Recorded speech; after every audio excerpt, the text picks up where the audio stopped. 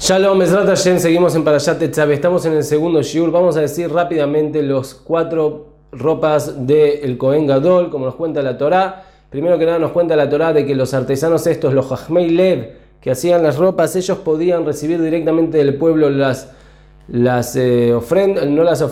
contribuciones para hacer las ropas y no había ningún tipo de sospecha sobre ellos. Ellos eran gente muy correcta y no había ningún tipo de miedo de que ellos se queden algo para ellos. Ahora empieza la Torá y nos cuenta sobre las ropas de los Kohanim en general, las 8 ropas, cada una venía a expiar cierto pecado.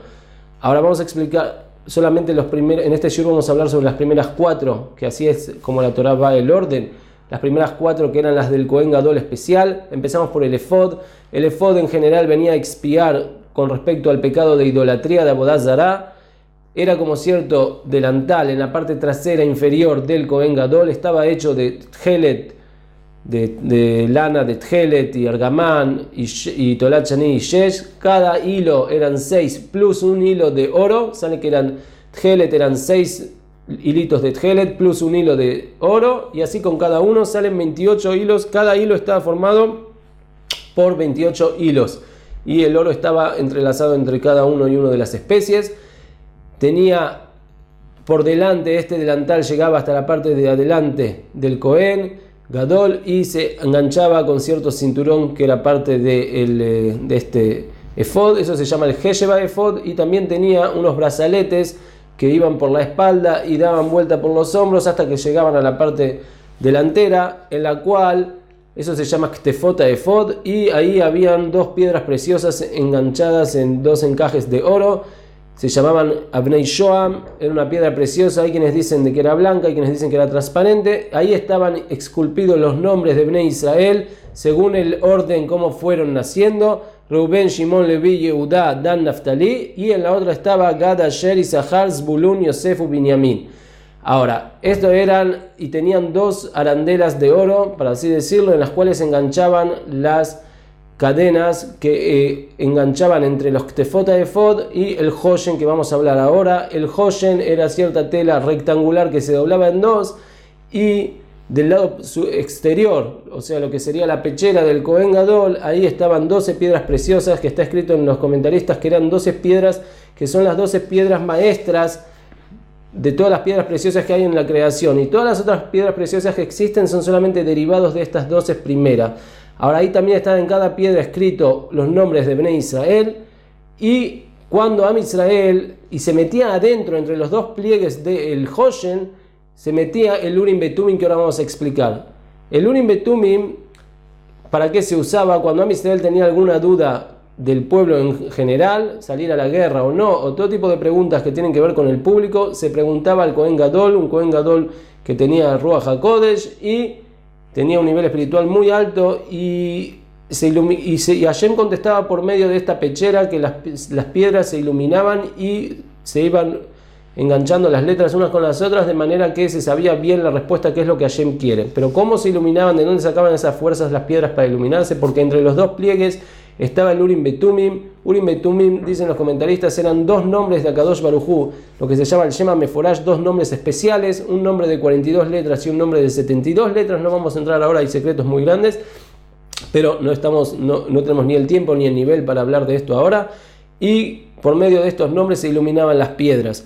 Ahora, después pasa la Torá y nos cuenta con el Hoshen expía sobre las leyes mal tomadas en Am Israel, ya que esto era el Hoshen, ¿está bien? Ahora, después sigue la Torá con respecto a el Meil. El Meil era como cierto poncho largo, el cual, todo esto es del Kohen Gadol solamente, llegaba más o menos hasta los talones hasta los pies del Kohen Gadol. Era todo tchelet, todo celeste y todo tejido de una vez. No eran 2 pliegues enganchados, cosidos, sino que era todo tejido de una vez de tzemer tchelet. Y tenía en el cuello, era muy importante que tenía como cierta cuellera hecha, era parte de eso, tenía que estar doblado para adentro. Y este Meil viene a expiar sobre el pecado de la Yonah Ra. En la parte de abajo, de adelante y de atrás de este Meil, de este Haluk, de este poncho, por así decirlo, teníamos un rimón, era como una pelotita, como si fuera una granada, hecha de tjelet, de tzemer, y al lado teníamos un paamón. Un paamón era una campanita toda de oro, de manera que cuando el Kohen Gadol entraba a trabajar, se lo escuchaba venir. Y está escrito que esto venía a expiar a la Yonah Ra, que se escuchaba cuando venía a trabajar, y también los rimonim son con la boca cerrada, enganchadas al Meil, entonces esto expiaba a la Yonah Ra. Por supuesto hay muchos más secretos y mucho más para hablar de cada cosa, pero estamos solamente conociendo. Y después tenemos por último, la última ropa especial o adorno especial que tenía el Kohen Gadol, y famoso era el tzitz. El tzitz era cierta placa de oro en la cual se la hacía con letras que salían para afuera, se lo escribía de la parte de atrás de la placa de oro, y está escrito Kadosh le Hashem, sagrado, santificado para Hashem. Tenía 3 agujeritos, uno de cada costado y uno arriba, de los cuales había unas tiras gelet, y había que atarlo en la parte de atrás de la cabeza del Kohen Gadol, y eso tenía que estar en la cabeza del Kohen Gadol todo el tiempo, en la frente, todo el tiempo que venía a trabajar en el Beit HaMikdash, y el Kohen Gadol todo el tiempo tenía que pensar sobre el tzitz, no olvidarse que tiene puesto el tzitz. En forma general, este tzitz viene a expiar sobre Azut Metzach, sobre la caradurez, ¿sí? Ya que está escrito que la caradurez tiene que ver con el Metzach, con la frente, pero en forma particular, este tzitz